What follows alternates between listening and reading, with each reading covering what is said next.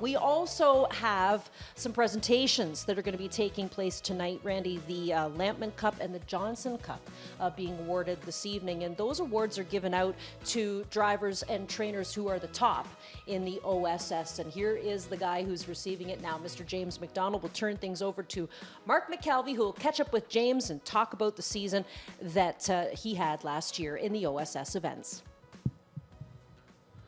All right, thank you very much, Elisa, and good evening, everybody. Welcome back to Woodbine Mohawk Park. And yes, at this time, we direct your attention to the winner's circle, where the presentation for the 2023 Lampman Cup is being made. And once again, for the third consecutive year, the Lampman Cup winner as a leading driver in the Ontario Sire Stakes is James MacDonald. James, our leading driver here at Woodbine Mohawk Park for the last few years. I'm going to slide in here and ask you a few questions. I know tonight you're hoping to catch up with me in the winner's circle after a few wins, but before we get to this, it feels like a while ago, 2023, but as we quickly look back to that, which was about, what, 5-6 months ago, another tremendous year, and a lot of that success happened in the OSS. I know you're very fond of this program. Yeah, last year was really special, especially with Hasty Bid, getting the job done, a couple golds. It was just a great year for myself, all the people I drove for, a bunch of the owners. So hopefully looking for a big 2024 as well. Now, a lot of the Sire Stakes races are held here at Woodbine Mohawk Park, but they do travel around throughout the province. You'll chase them to Rideau or to Western Fair, Grand River. Talk about that throughout the course of the season. I know it can feel like a long season, but it's got to be fun to switch things up and to follow these horses around. Yeah, absolutely.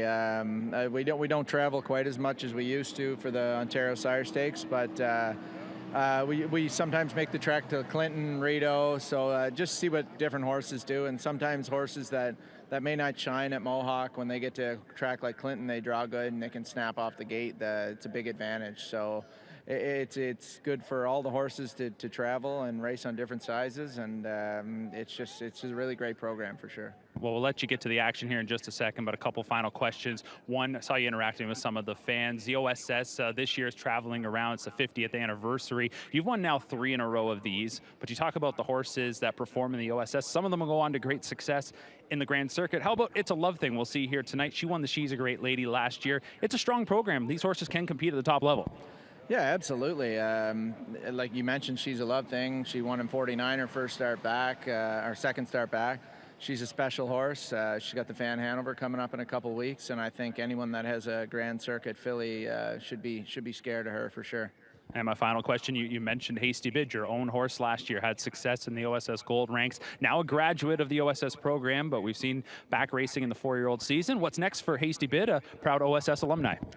He's got the graduate here next Saturday, and then he's off to Jersey for hopefully a month. If all things go well, he'll stay down there and perform hopefully well in some of the stake races down there. So exciting year for him. Just one of the many OSS graduates that have meant a lot to me and a lot of people over the years. Absolutely. Well, we look forward to Hasty Bid representing Ontario well, heading south of the border. Best of luck here tonight. Congratulations on the 3rd Lampman Cup. Thank you very much. All right, James MacDonald, everybody, big round of applause. Time to get the show going here tonight. The first of 12 coming up shortly here at the Hawk.